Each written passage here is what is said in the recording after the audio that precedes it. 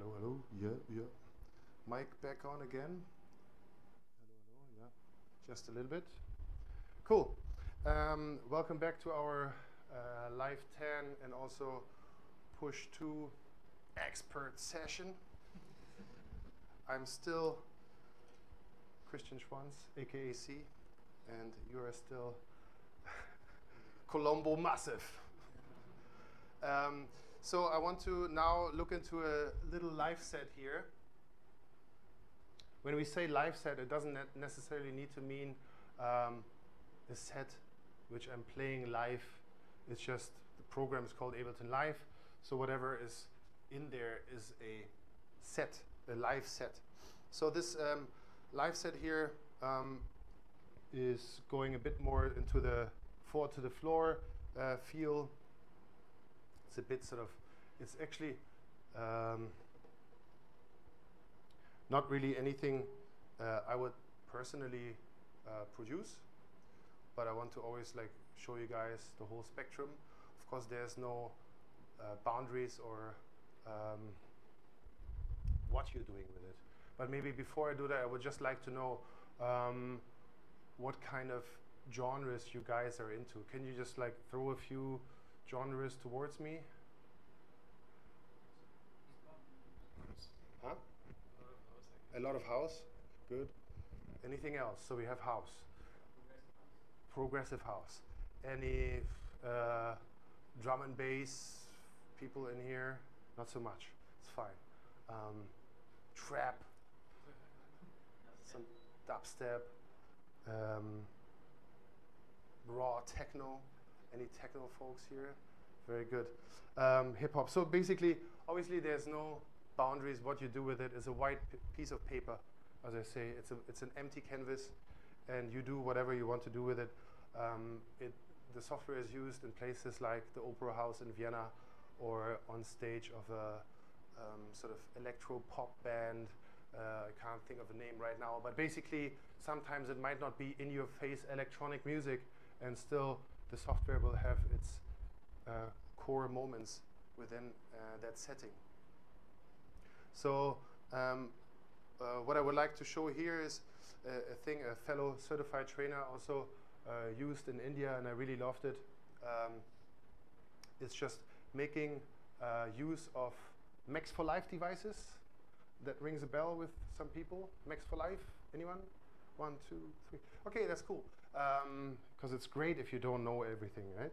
So I'm just going to open up a website here.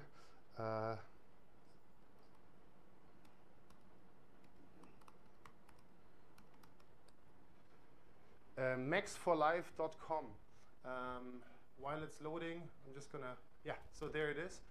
Max for Life was originally, or is actually based on Max MSP. It's a programming language, and was created by a company called Cycling 74, which was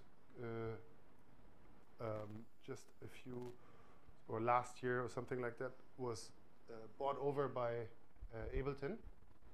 There was always a strong connection with Ableton and Max MSP, and Max for Life is nothing brand new. It's always, or it's been with Live since I think 9.5 or something. Yeah. And the point here is Max for Life is basically your marketplace for a lot of amazing free stuff, but also for stuff people are selling. Max for Life devices, yeah, there could be plugins, could be instruments, you know, could be all kinds of little helpers.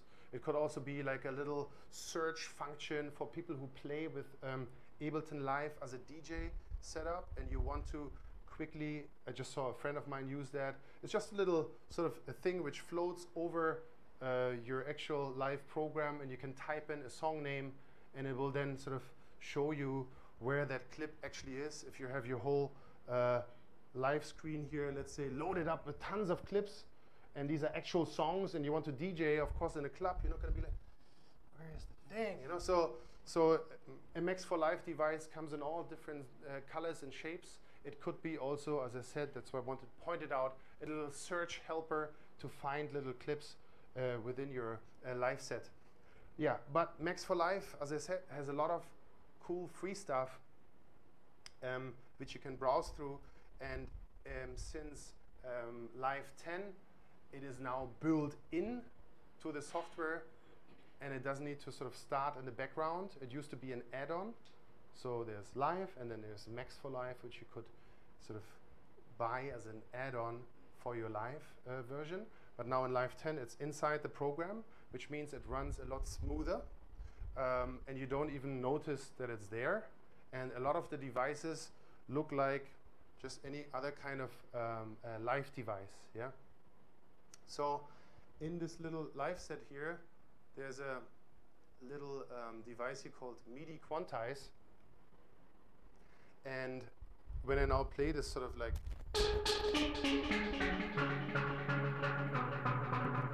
this little sort of lead or melody making instrument. Oh, it's a recording. 1 second, guys. Delete. So right now, when I just played it, as I played it, it didn't do anything. Because as the name suggests, it's called MIDI Quantize, so it's supposed to quantize something to help me play in a tight grid. Where's my quick time? All right, here we go. Ta-da! So, as you can see, these 64 pads are now my keyboard, so to say. Anything what is happening here, I can play in a certain scale, which has nothing to do with Max for Live, but I like to sometimes just go wherever my workshop takes me. So right now I just wanted to show what's in front of me right now. So this is the push-to controller, some encoders here on top, the 64 pads here, buttons here on the side which light up depending where you are in the program. Sometimes when they're not lit up, it's because they don't have a function right now, so to say. So, but yeah, I'm playing this instrument. And as you can see, it's not tight, it's just playing whatever I play. As soon as I sort of in live, as soon as I hit play, so right now at the very top you can see the launch, here at the launch bar, the play button is running. And now something here at this MIDI quantize effect is happening. It's sort of blinking and it says it's active. So now when I play this,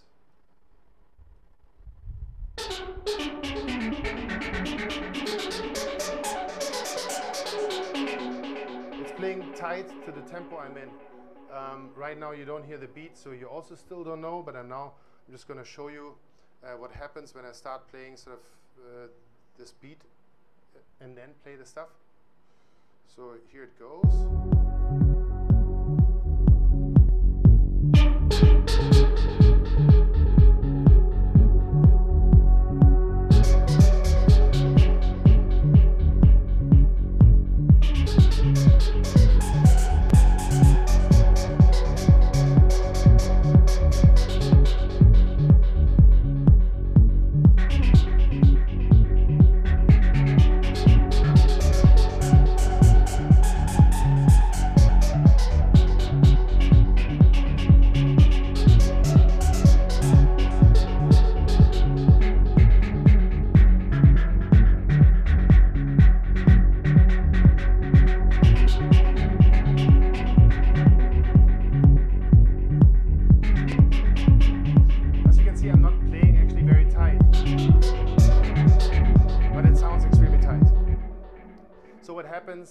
Is as soon as this thing is activated, the little MIDI quantize plugin here, which is completely for free.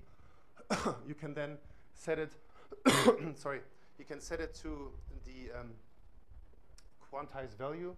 So you can put it onto 32nd, 64th, 16th. In that sense, 16th made most sense. You can then also give it a little bit of a shuffle down here. Not very readable for you, but I can read it quite nicely. Shuffle, which sort of still creates a little bit of a human feel. So if I turn the shuffle up and play, it's a little bit less tight.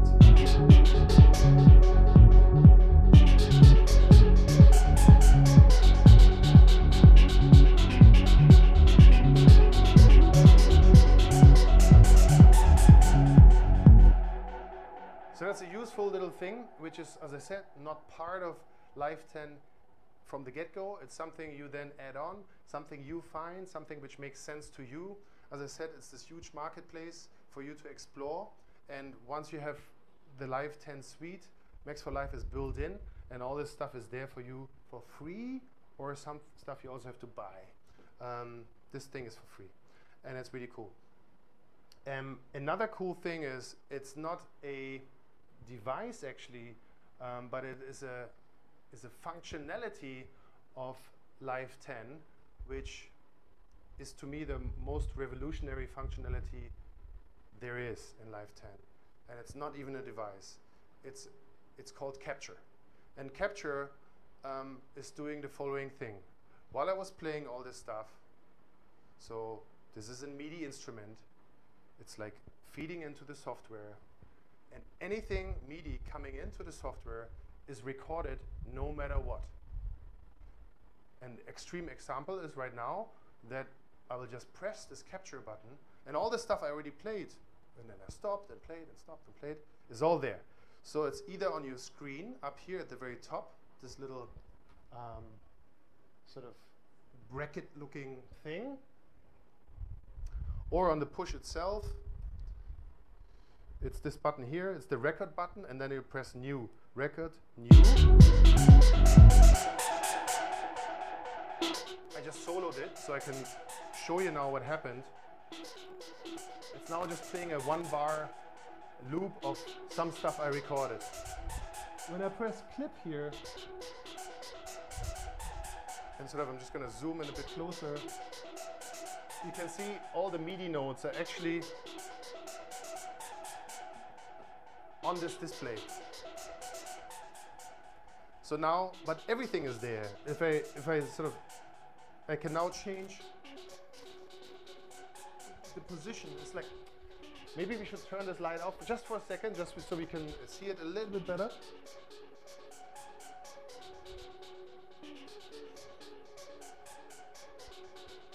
So now sort of the, like, for maybe I played for 1 minute, all that stuff is up here.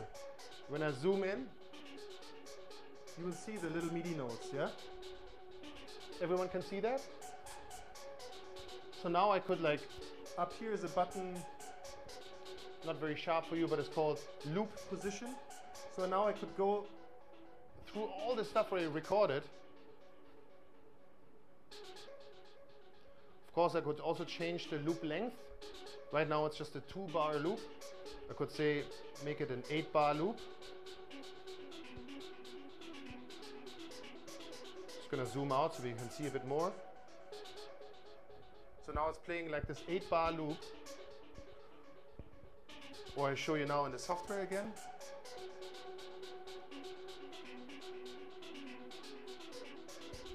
As you can see, all the MIDI stuff was recorded anyways.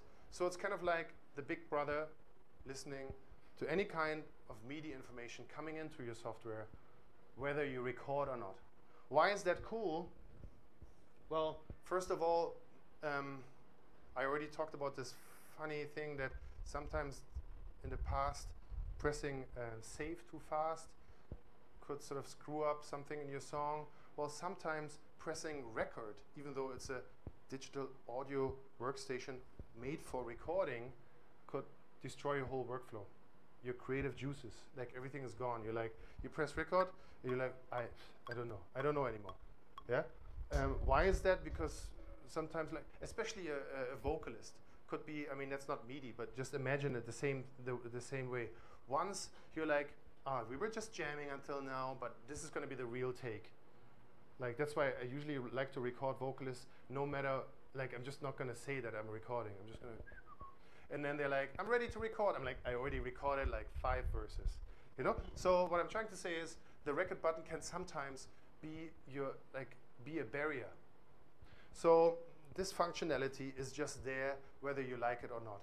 It's recording, and since MIDI notes are just very little data, actually, because it's just a line, right? It's just a 0 or a 1, basically. It's no problem to leave that sort of recording as long as you want, per channel. I mean, it's not like all channels are constantly recording. You're on a certain channel. Let's say this thing here.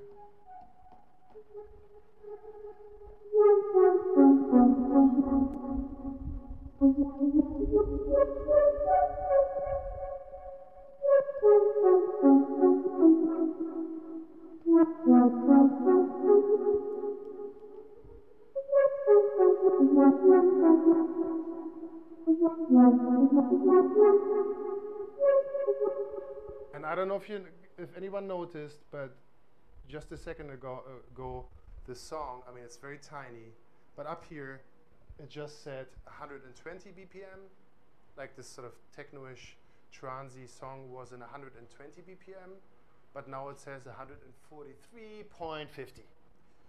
Why does it do that? Because Capture also notices your time code, which again is something, well, cool.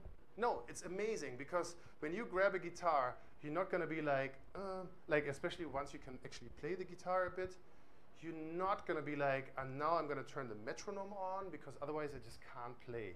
No, you're just going to start playing chords, right? You're just going to start playing chords, and then, well, your guitar doesn't have an automatic recorder on it, but it would be cool, right? Like sometimes just when you were jamming away with the guitar, you were like, I just had it.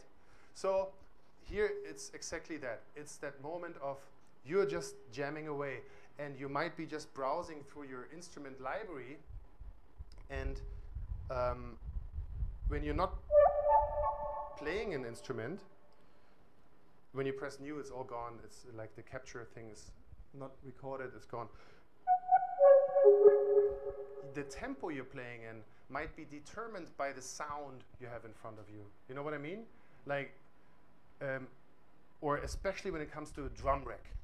Like if I open up a drum rack and it's sort of like a very funky drum rack, I probably start playing sort of like more of a hip hop beat. But if it's like a straight up like, it's like a very techno-ish drum, naturally you're probably going to play something rather techno-ish.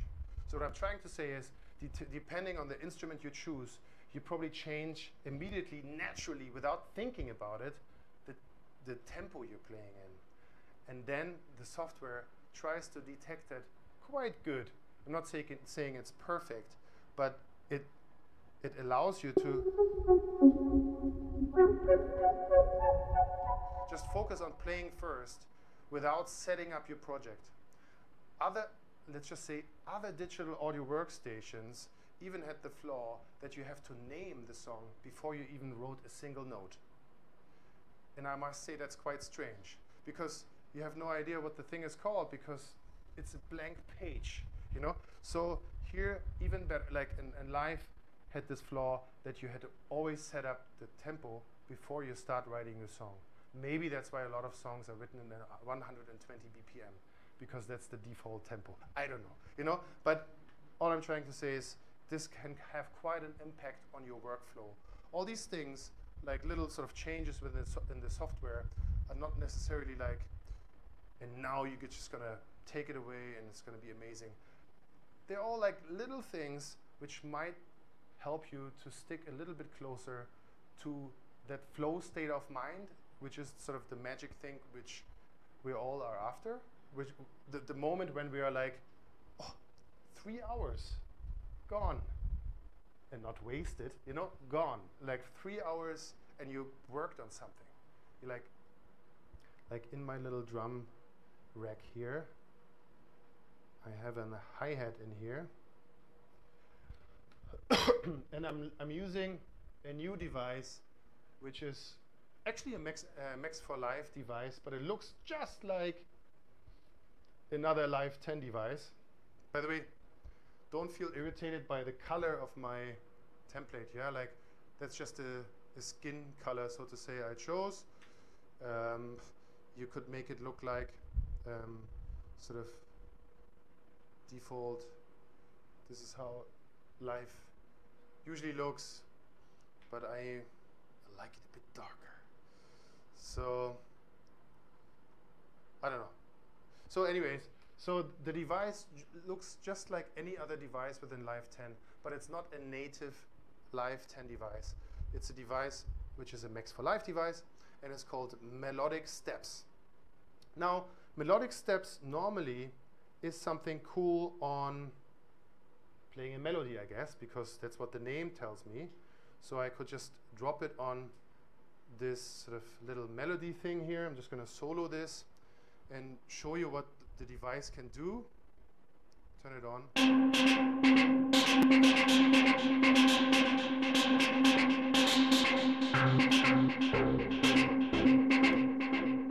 So as you can see, it will start. I'm just going to read out what it says here because it's a little bit hard for you to read. Octave, transpose, length, velocity, and chance. 1, 2, 3, 4, 5 values which sort of determine what sort of this melodic step sequencer now can do for you automatically without you actually writing. Sometimes when we face just have a little lack of ideas, all these little helpers which create melodies or create patterns are amazing. In the end, you still need your ears to decide what is cool, but the program can take certain creative sort of steps for you in its own hands, so to say. It doesn't have hands, but theoretically, it now creates stuff, and you can just let it run and decide what is cool and what is not cool, you know? So that's just what this melodic step sequencer basically can do for you. It can create little melodies. There's this here, even for you, you could see that it is a dice. So this dice stands for randomness. So when I push it, my sort of octaves here change. Down below I have transpose. Push this dice and just let it run again.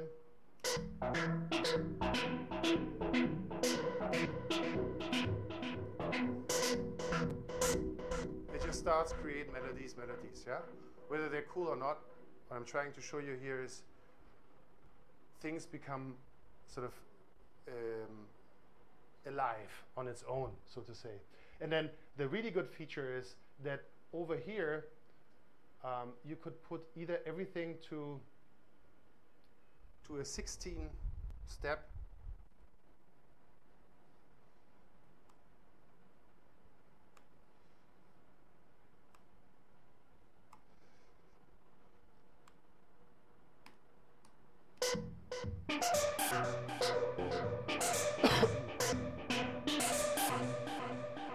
But it becomes really interesting when let's say chance means like how likely is it that it plays the actual note or something else, velocity, how loud things are.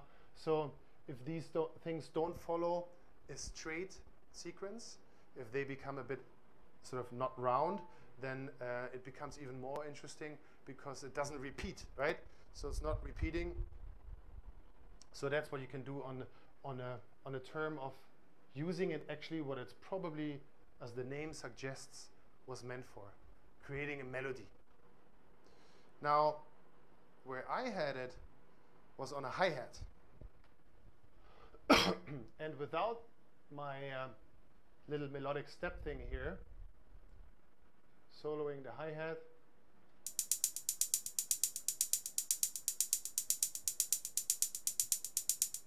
This is what the hi-hat does. It's just 4 hi-hats, different velocities, that's what it is. Now,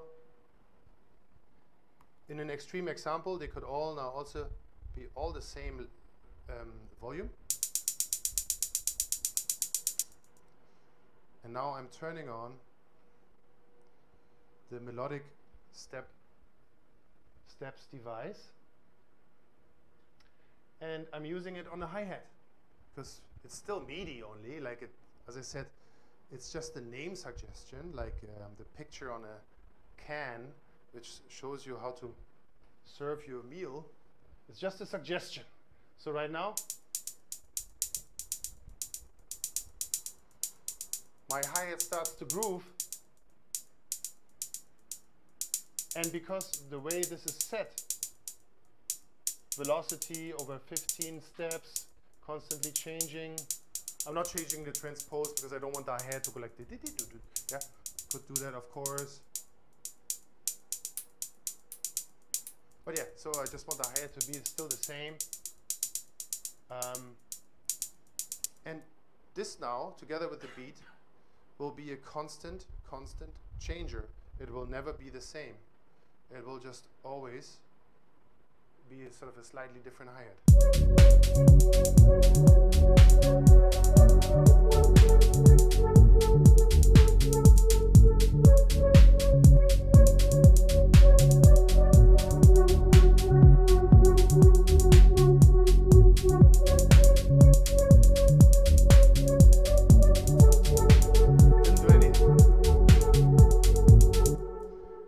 So with stuff like this, you put yourself into the sort of a more of a curator position.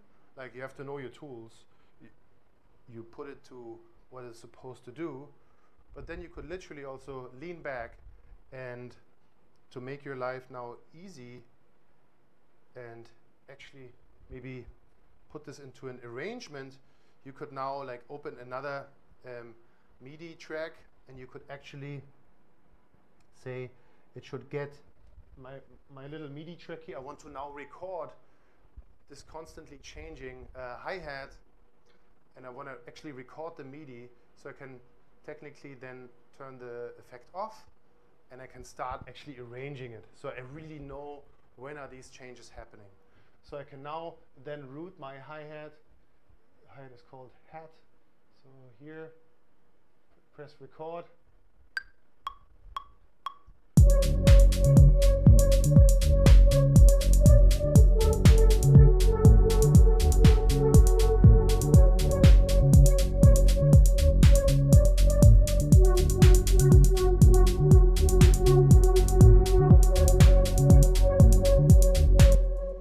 You record that, and now you have the MIDI. And now you could drop that into your actual hi-hat. There would be other ways. You could also like set up the hi-hat over there. But to be quick, and as I said, like we all develop our own ways of working with this canvas, so to say. So now I could turn this melodic step thing off and actually just play this hi-hat. And also maybe then start saying, well, I actually really only want to sort of have a 4-bar hi-hat.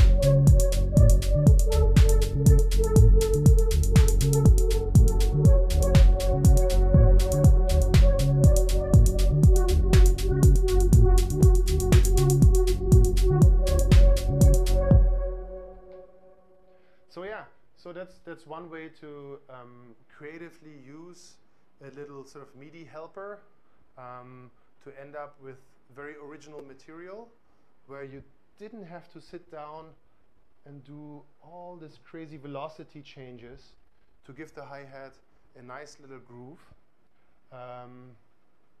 and yet it's your own creation, but you used sort of the software to help you, you know.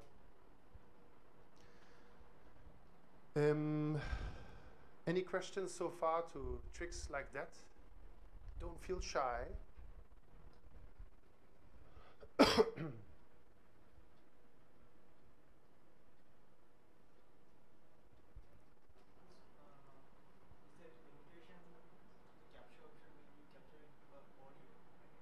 No. So the capture only works for MIDI. Most likely due to the fact that you would run like your hard disk would be full very fast. But in the future, I mean, hard disk space won't be an issue. So even audio would be no biggie. But right now it's focusing on MIDI. And for MIDI, is there any limitation, like when you save something, so the previous stuffs are gone, or is still there and the capture? When we save something, well, so just to demonstrate again, I'm on a new track. Sorry.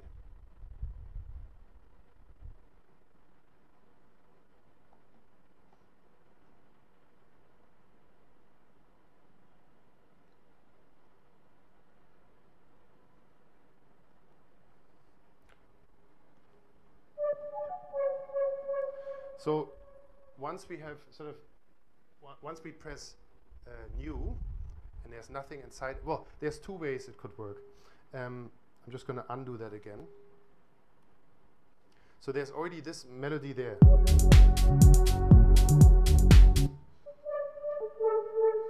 I can also use it as an overdubbing way. So I can now play additional on it, and I press capture, and as you can see, but now of course it won't change the time code, because that would be extremely irritating and confusing, right? So now it's already clear that this is the time code we're working in, so it's not going to change the time code again. Yeah. So now it did sort of an overdubbing. So that's that one situation. The other situation is it's an empty clip.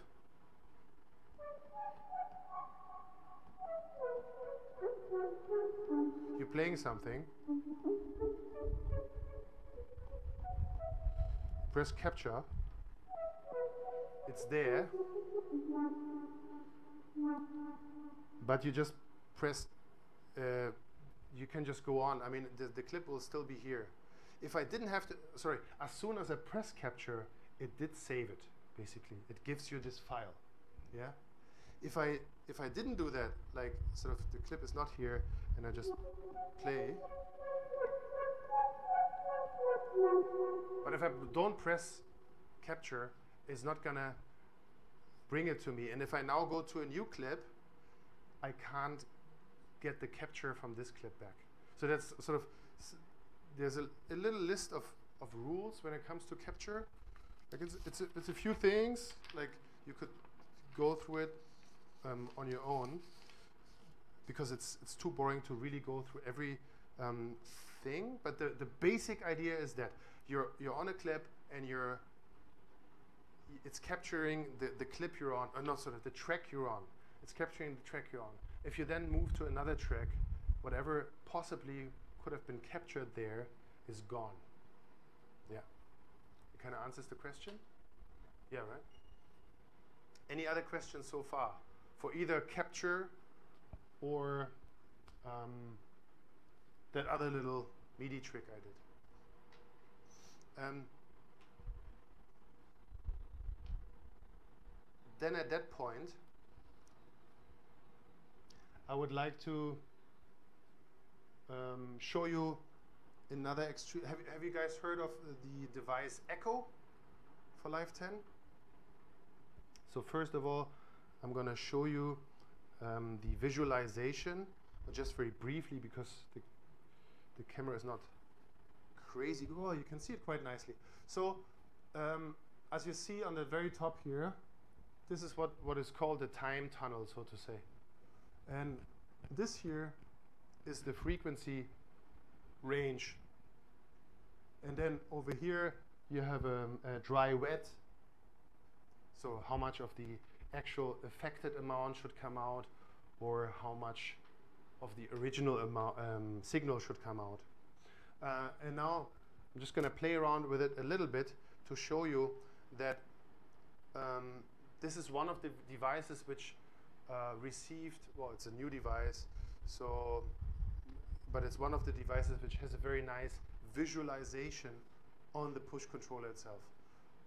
I'd also like to point out that this is not just a MIDI controller, because information like this can't be transmitted via MIDI. This is way more than MIDI can do for you. The display is not huge, but also not small. And so in a very unique way, I'm just going to set up the dry wet a bit more to have a little bit more of the effect.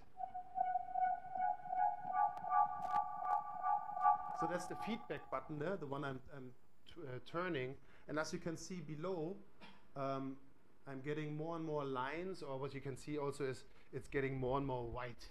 Basically, it's getting more and more white because so as I look into my time tunnel, like it's sort of trying to give you a picture of depth, you know?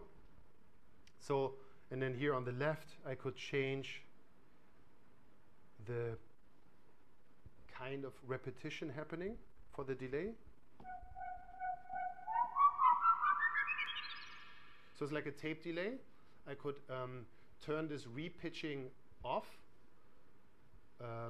with a simple button, which is just another tab further down the line, basically. I could turn this off, but it's also quite cool. It's like sort of the whole idea of the old, I don't think we have one here, but of the old Roland Space Echo, you know, the tape running faster and therefore the material also being pitched up.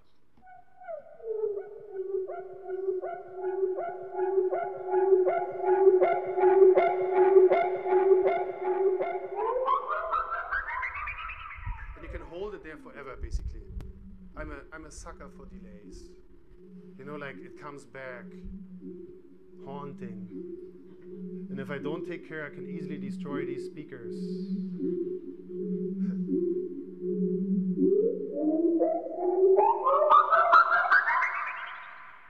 So you got to be careful with the sort of the mix between speeding up your delays and the feedback. And then the beauty is, as I said, it's all kind of in one display layout, not just this sort of control over the time tunnel, so to say, or the time delay, but also on the other hand the frequency. So I'm just going to play around with the frequency a bit.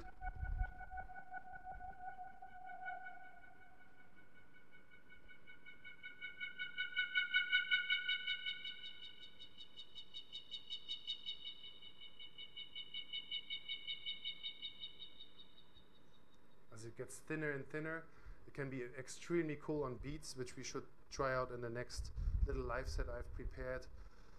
But the Echo is a beautiful plugin, and now you can sort of see it again here in its actual form in the program. So it's actually two delays. So here on this side, I can turn left and right.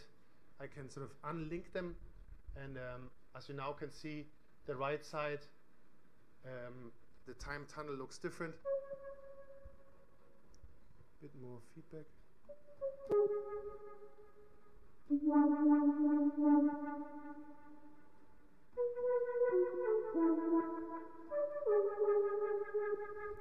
As you can hear, different stereo picture. So playing around with that is big fun, sort of unlinking the two sides. You can then also do a lot with modulation of the sort of the phases and bringing in LFOs in your delay picture. As I said, you can turn off the repitch. You can bring in more noise, more wobble, which gives it like a sort of a more wonky.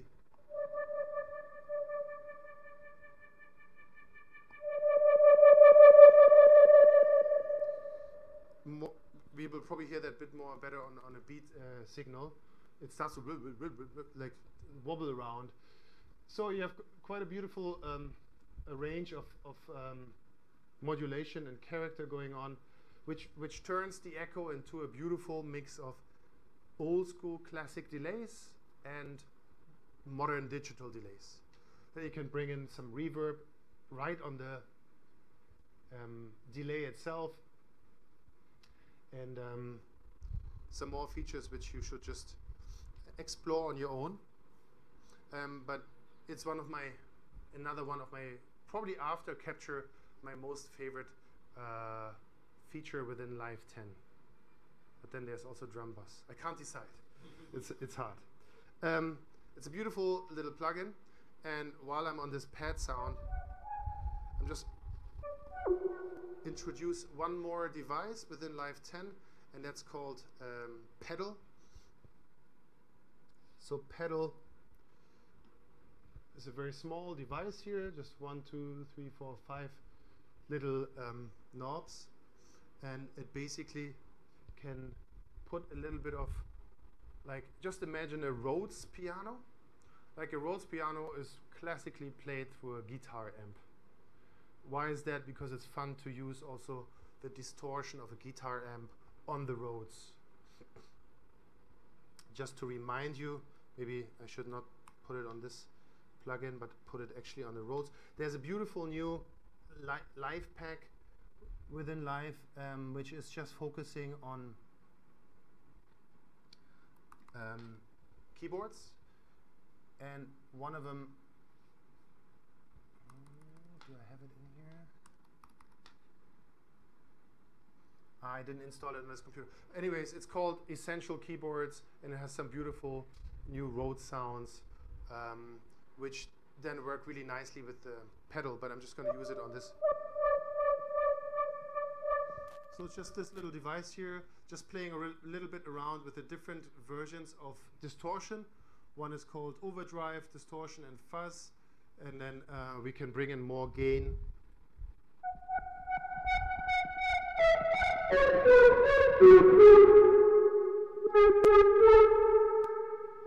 Or fuzz.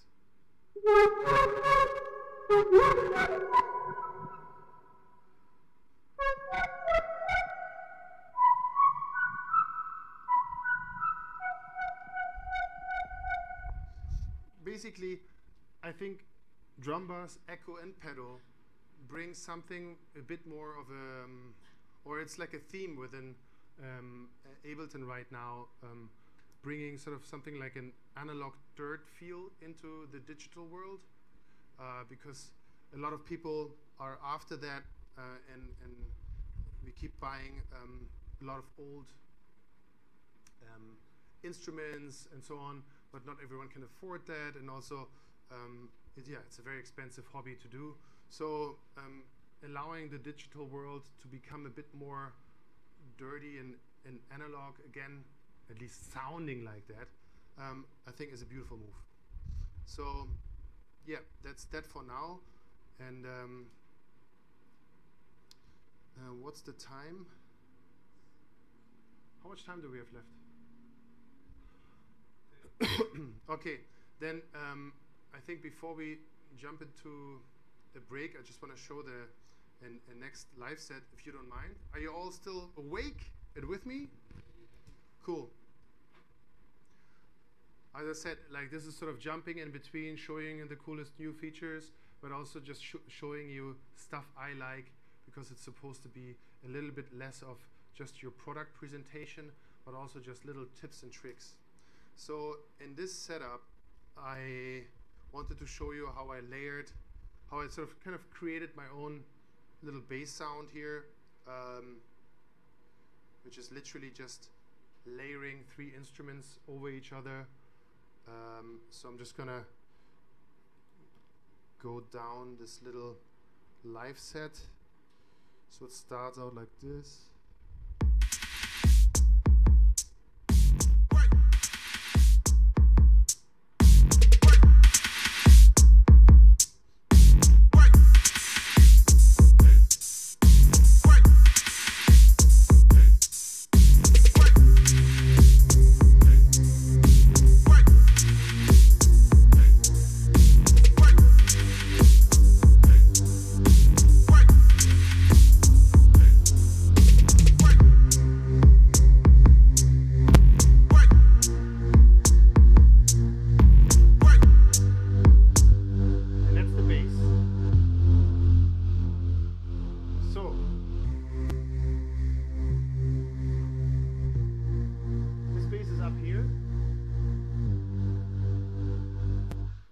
And when I open this little triangle here, you see what's actually inside.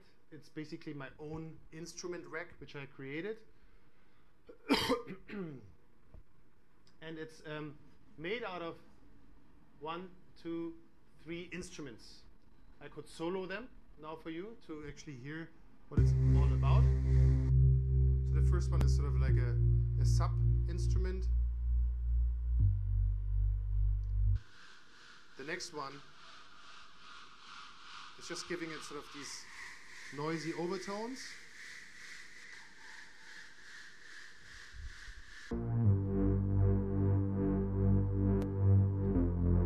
And for the third one, it's focusing, it's kind of like a cool sound which has, compared to a pure sub sound, has a little bit of a stereo picture going on. Now, and I could even cut the bass frequencies even further away in this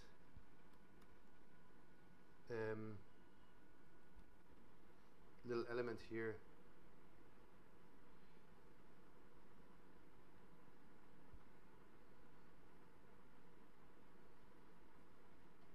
Just gonna cut the bass frequencies.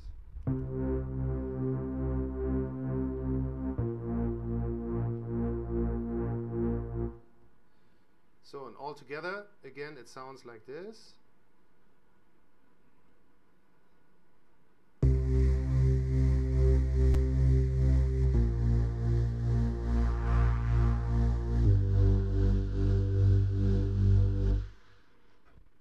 And why did I do that in that way? Well, first of all, I like the sound. And then second, my sub is actually made by this little, it's actually also a Max for Live instrument, now being part of like the Live 10 new kind of sort of essential little pack, which was just released a couple of weeks ago. It's an old instrument which just got sort of a nice overhaul, and I'm using sort of more of a sub feel from this instrument. And as I said, then I layered it with these 2 other sounds. And the very third one being this more of a stereo sound, allows me to have a bass, even though it's a very fat sub bass, allows me to have a bass which feels like it does a lot in a stereo picture. But what I'm trying to say here is I layered it, right? So the very low part is the subs, then it's this sort of noisy part, and the stereo feel. And that will not destroy my mix in the end, especially that I now cleaned up the low ends of this one instrument, and sort of the real low ends come all from the sub, and I can, even though this is not a finished song, I can ensure that in the picture, in the stereo picture, and the frequency picture, and so on, I'm not messing up my mix.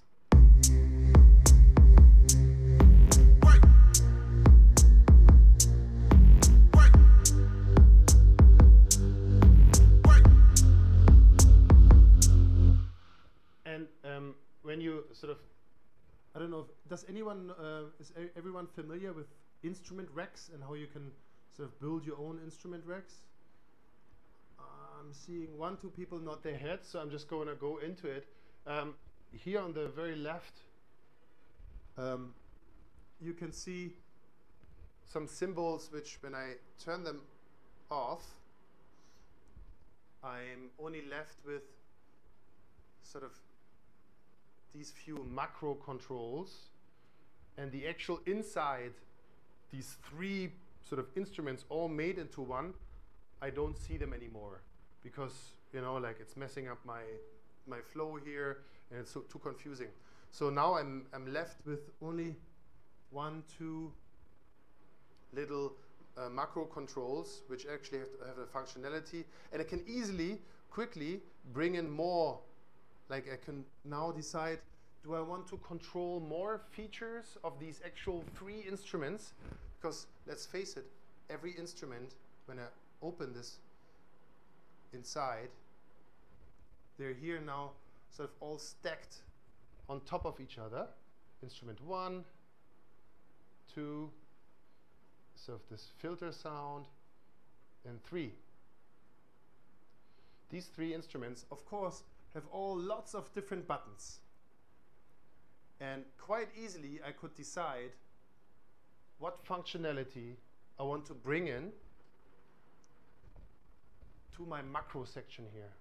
Why does that make sense? Because as I said, in terms of having a bit more of an organized system here and not seeing all these buttons, maybe it confuses me. I can now decide, okay,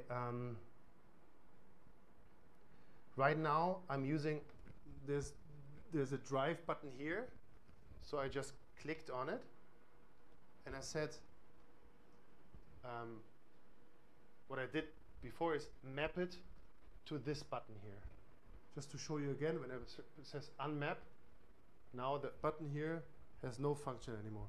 So I can say, in the end, I don't want to see all these buttons, so I click on here, map to button 1, macro 1. Filter is, I think, within this instrument.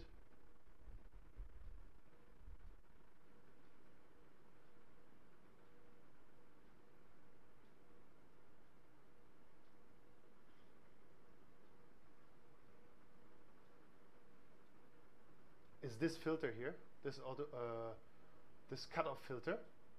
So I put it here, so I don't need to see it anymore. Then another thing could be maybe this reverb, I map it to my 3rd button. Now I can close all this again.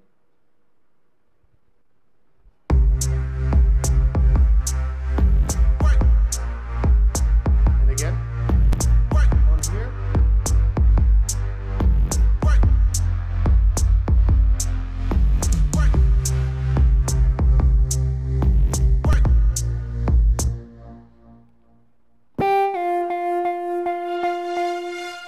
Cutoff is sort of now here. I only have 3 functions now. I can now just play this.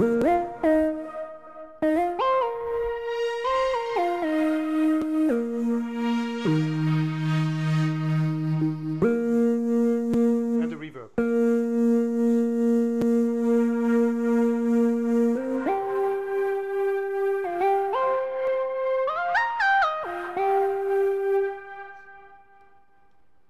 So I hope I wasn't too confusing. So what I did here is, in terms of playability, I reduced all the amount of buttons I could possibly control, and I brought it down to only a very few buttons, so I can actually just focus on my playing.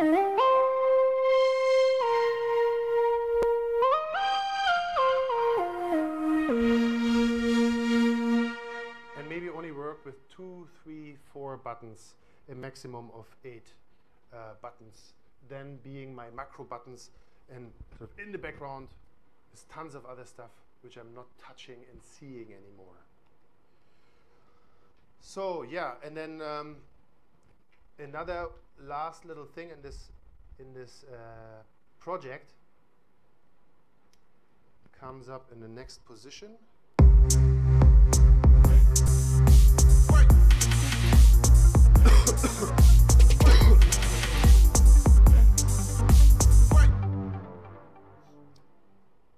Okay, over here.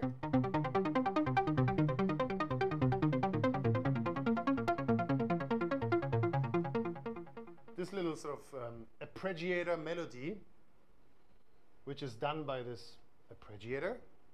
When I turn this off,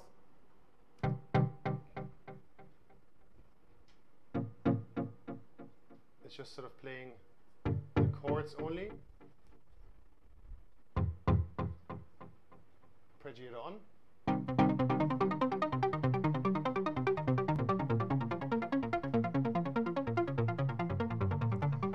That's what you naturally would do with an arpeggiator.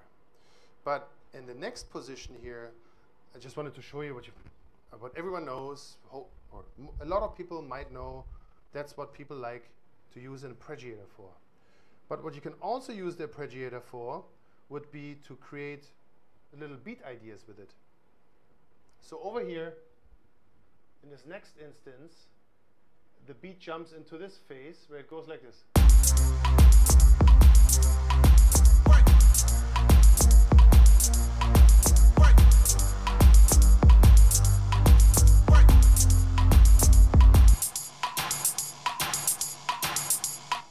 Now, I open the clip, and this is how it looks. It's actually just a snare, a hi-hat, and this shaker thing. And they're all playing on top of each other. Just one sound, basically. It should actually sound like this.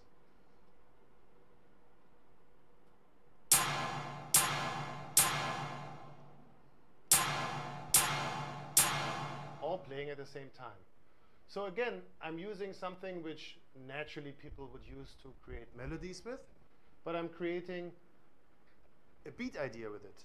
Maybe a beat idea which I would have never come up with on my own if I wouldn't have just used something in a creative way which maybe it wasn't meant to do, you know? So I'm using the arpeggiator on this drum rack here, and then I can just tell it, okay, I'm using the like arpeggiator preset which is called Pinky Up, and I'm giving it a swing of 8. I'm just going to play around with it, what happens then to the beat. And so now it's 8, 16th,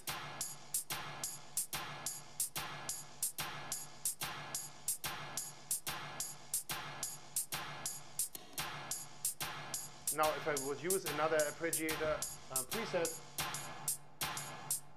it starts changing up what's happening there.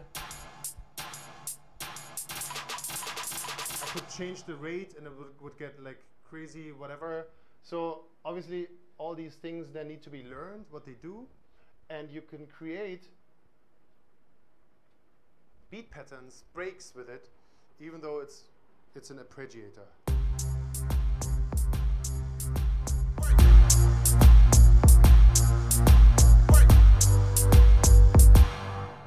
So another sort of just little trick to know your MIDI effects, because most of the things now I showed were actually MIDI effects, then helping you to create patterns, whether it's melodic or drum patterns.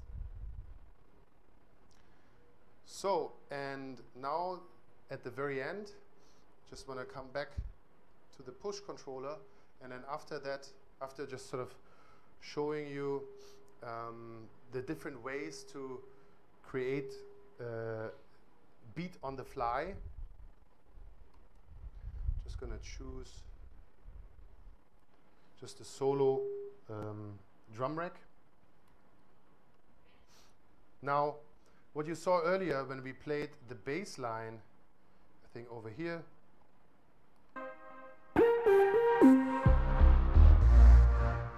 the 64 pads light up in this way. Whatever is now lit up in this different color compared to the white is the root key.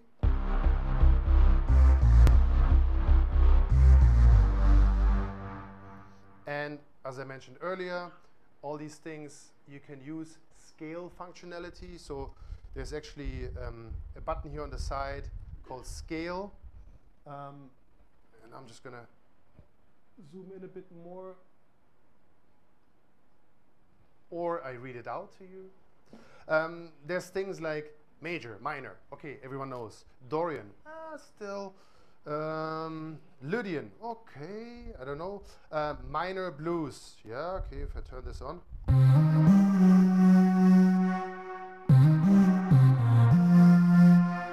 Totally blues, yeah. Minor pentatonic, amazing scale.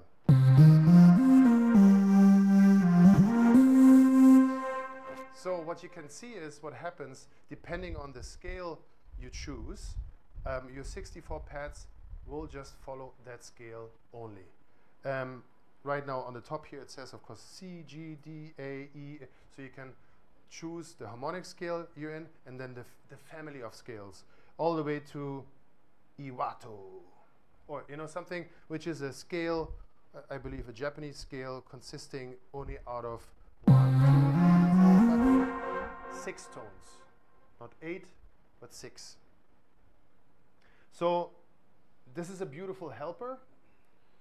It allows you to play along with actual musicians. No, I didn't say that. Of course, being an electronic musician, you are an actual musician, but you're allowing a machine to help you where a machine can just do an amazing good job.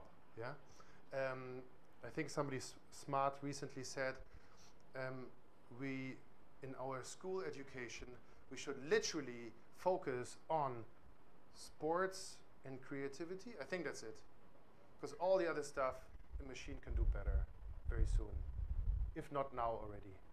I guess science is still quite cool, like so we can move on.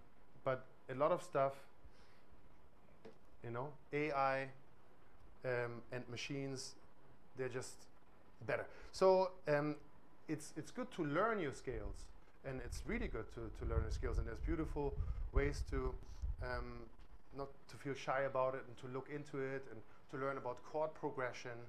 But the beauty is, using machines to maybe enable you to play faster, because what sometimes happens when we look at music education is we get to,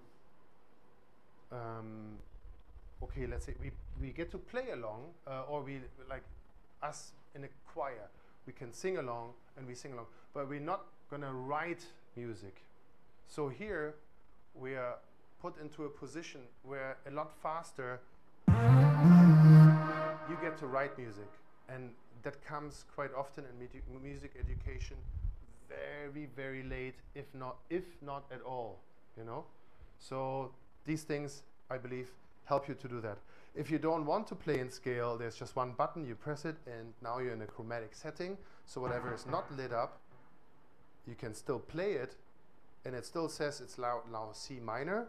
So, and so on, C minor scale. If I play the buttons which are not lit, they're not part of that family. Not minor. But maybe, because I really want to play freely, I put it to chromatic scale. So yeah, that's what happens when I'm playing an harmonic instrument. But where were we right now? We wanted to also see what happens when we want to make a beat. So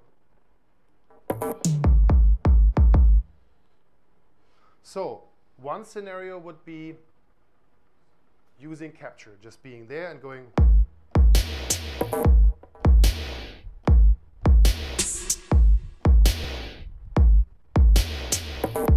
I didn't press record.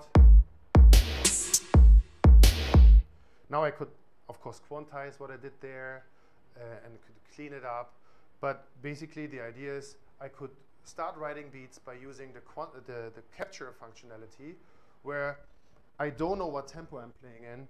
And there's also a button here for tempo. Oh yeah, it's actually really changed the tempo. So now I'm in 121.5. So it picked up my downbeat quite nicely. Yeah. So that could be one way. Another way would be to actually just place it like into a step sequencer. So I'm like, kick, place the kicks here.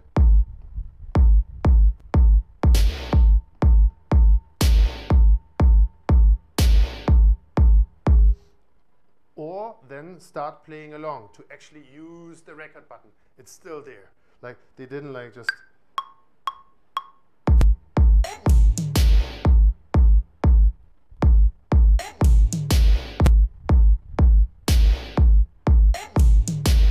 Now, if I have this situation, I could then, whatever sample that was, I can also, once I touch it, it zooms in, and I can now also nudge it around, just move it around a bit, so it's maybe less off, or as I said, use a quantize button up here, quantize.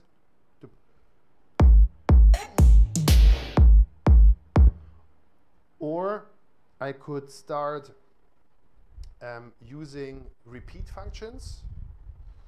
So there's a button here, repeat. Now here, these things which are also used in the, as we saw earlier, in the session view to go from one session to another. Right now, these can be used to determine the amount of repetition. So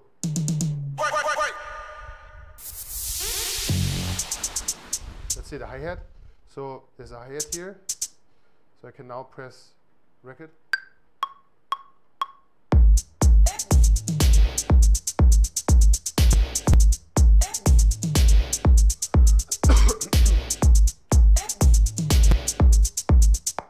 So what did we have? We had the normal way of just putting in samples, just using this thing up here, the step sequencer, you know, 16 steps, 16, 13, 2 steps.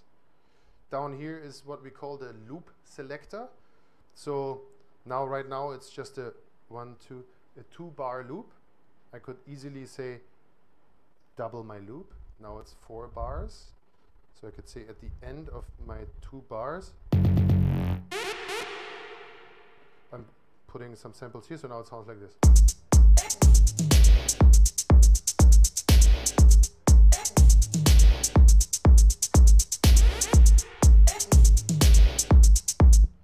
So obviously the whole thing also works in reverse.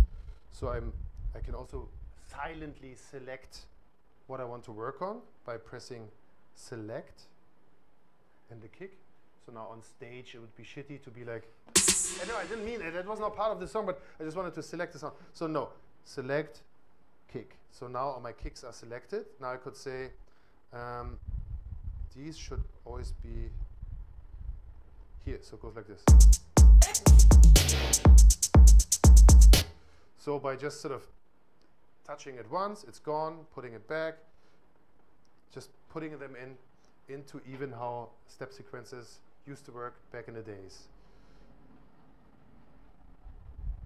Ah, the train. Okay, so these are kind of now all the ways for you to work on your drums, say by placing them, by just recording them, or by even using the capture functionality and by overdubbing. So the same thing which I showed you with the harmonic instrument. So it could just be running now. And I'm like, hey, that was pretty cool. Capture.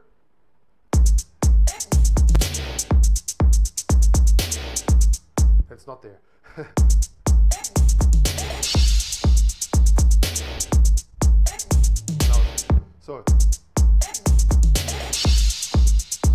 So I didn't press record, just played around, and then used the overdubbing functionality. I just say, hey, that was cool, capture, and it adds it to my beat. So yeah, that's kind of, I think we covered, this is a nice screen. I think we covered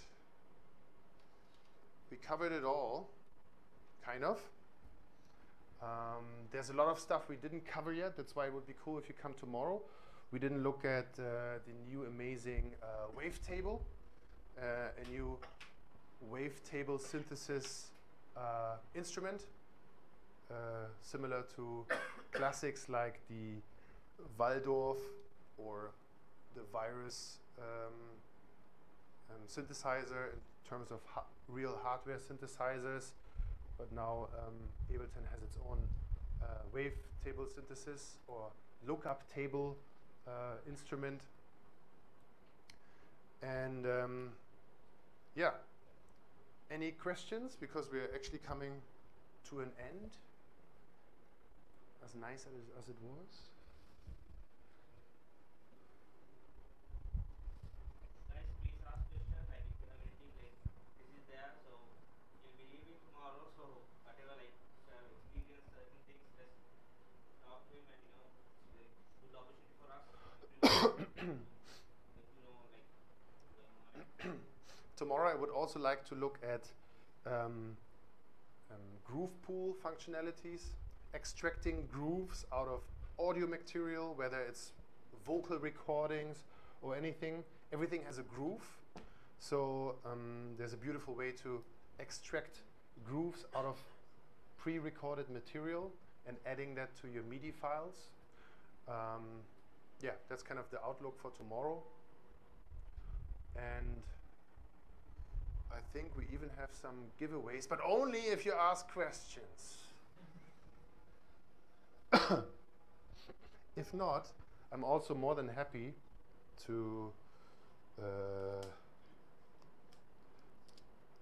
give out my email address. If you want to quietly send me an email and ask me something, you can do that too. And if not, or do you want to, like, was the English too much, or it's also not my first language. I'm German, East German. If not, we even plan to do maybe a sort of a kind of a summary. But it seemed to all be okay, right? Or people are just shy. That's also fine.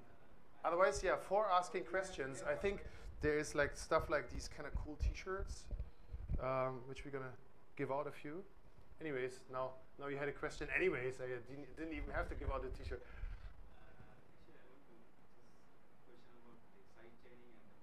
Ah, yeah, yeah.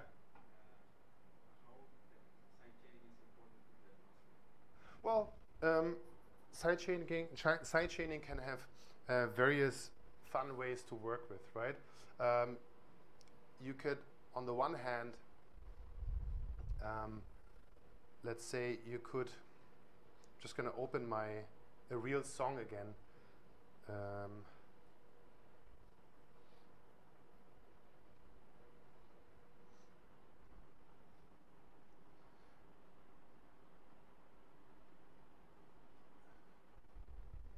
So inside this song, as you remember,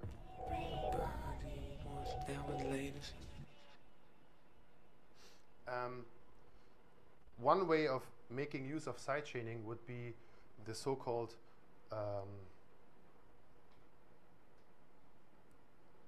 New York sidechaining, which means, let's say my whole beat,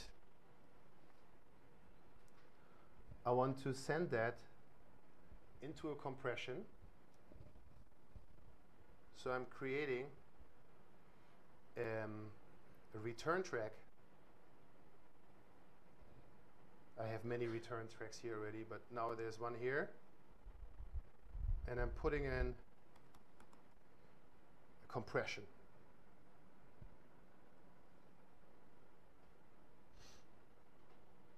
Now, luckily, I already have the whole beat is grouped already, right?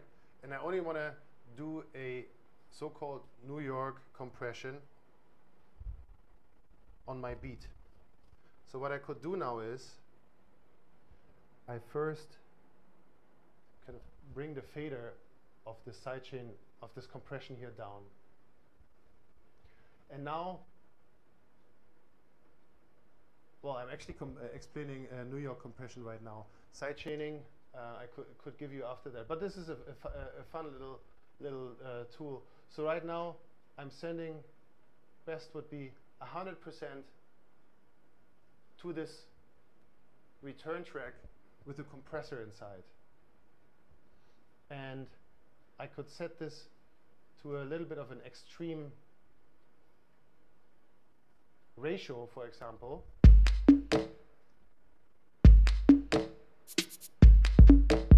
Now, it's not on. The fader is still down. And now, as I said, I'm not even explaining to you sidechaining right now, but New York compression. Now, I'm bringing in, slowly, this return track with this very heavy compression. Right, normally I should sit in front of the speakers and really hear it well, but I'm just demonstrating it in a quick way. So let's just say your compression here has quite an an extreme setting. And I'm sending 100% to this return track. But I'm not hearing it right now. And now slowly, just until I can hear, ooh, it's like nicely beefing up my track, I will bring up my return track. So now I'm letting it run. Maybe the best would be, even in this situation, to turn on like just a loop. So you can focus on one situation here, yeah?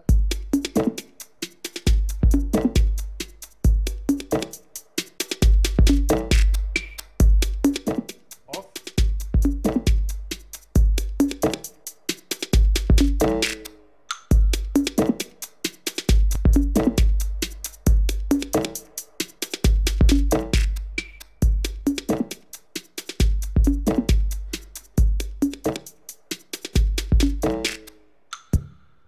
So what you can then end up with is you're not losing the actual dynamics of the song which you already had, but you can still sort of beef it up by bringing this much more compressed. So if you listen to the solo, this signal probably doesn't sound good.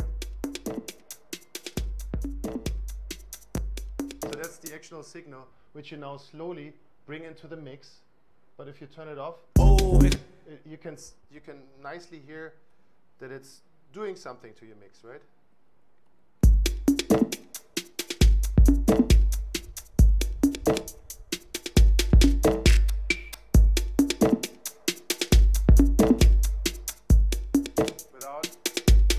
So the dynamics are still there, but you're creating a more compressed song. So that's New York compression, and now we do sidechaining. Let's say the best example would be throwing in like some kind of keys.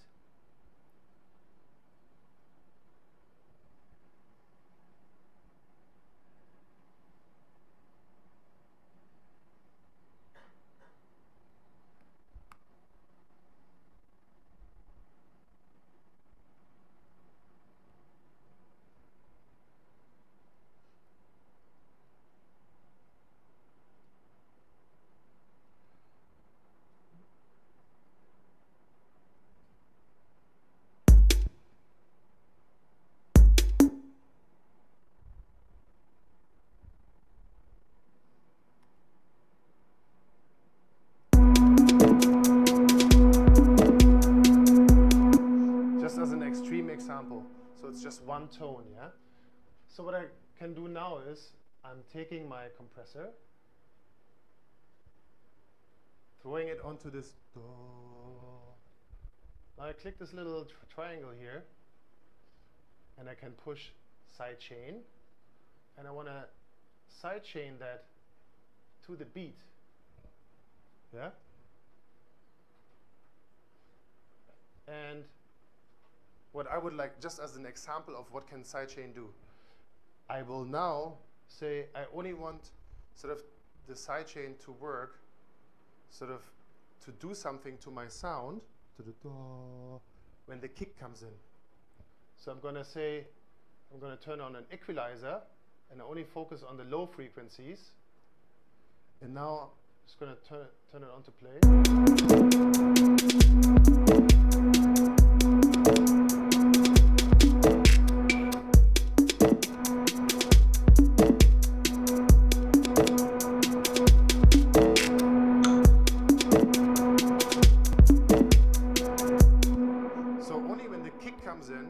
Compression kicks in.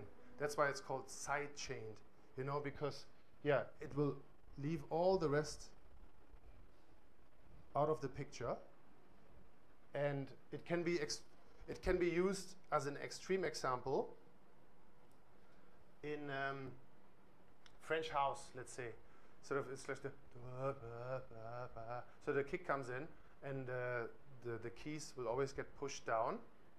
The compression will make it duck, and that gives it that sort of pumping sound. So that's an extreme situation of sidechaining. But sidechaining could also be done by saying, I I just want to make sure that the kick is coming through, not like really pumping and pushing the sound completely away, but always when the kick comes, I'm using a side chaining on the vocals, so it's like it's not totally in your face, but when the kick comes, there's enough space for the kick, so the mix allows you to really focus on the kick, so to say. I think that kind of explained it quite nicely. That deserves a t-shirt.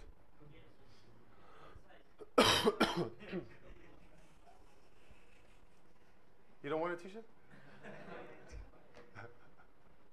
Any other questions?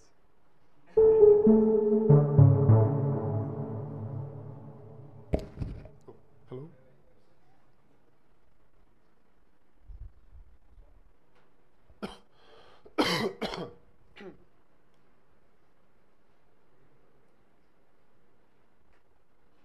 Would you have any tips on EQing toms so that it doesn't clash with your basic kicks?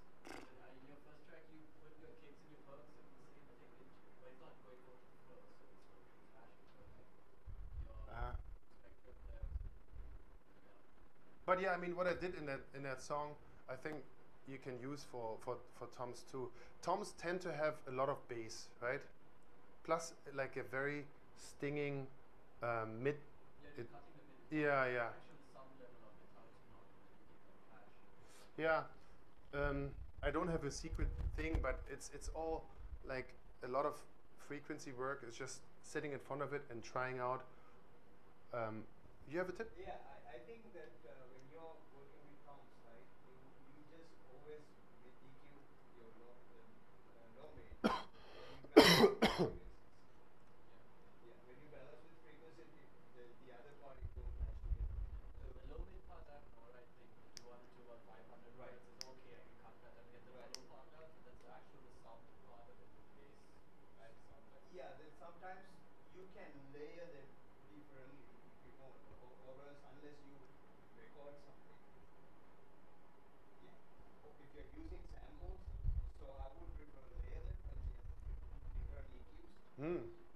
Because then the tom will appear more without crashing with the kick drum. Yeah. Because then the compression just No, compression doesn't do much because it will destroy all your dynamics. Yeah. Well, again, you could maybe also just to make you want to make sure that the kick is still there and the tom doesn't come out so much, right? Well, maybe a side chain can also work, right? Like again, that just to make sure whenever the kick comes, whatever it is, percussion, hi-hats should slightly duck down. But then it's a question of taste, so it doesn't like just sound like completely pushed down. So it's like probably working your way through compression, equalizing, and in the end, like toms and snares in the, I guess in the 90s and even like early 2000s used to be a lot louder than they are nowadays, you know. They kind of just like give you the position of like the halftime feel, but they don't have to be that loud in the end. Yeah, and also it will help when you give them space. Oh yeah, beautiful. Of course, work a lot on your stereo picture. And for that, then what he thought like The stereo splitter, splitting the. the new EVO conversion. It might help because you won't remove the dynamics. You still have the dynamics. Only your transient will be more heightened. Yeah. Yeah, it might help that low from to perform. Yeah, putting a lot of work into your mix is a beautiful but time-consuming thing.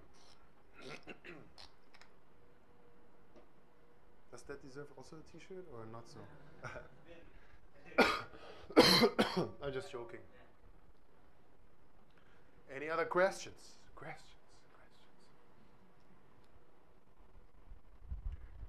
Well, I'm very happy that all of you guys showed up.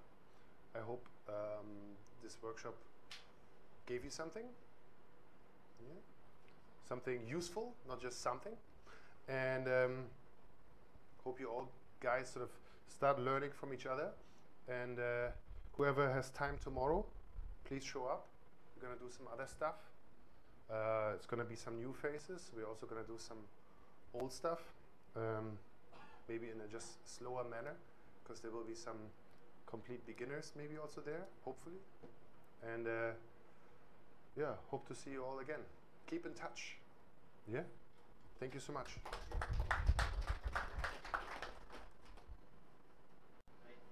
we go to refreshment, we'll have photo one. Yeah.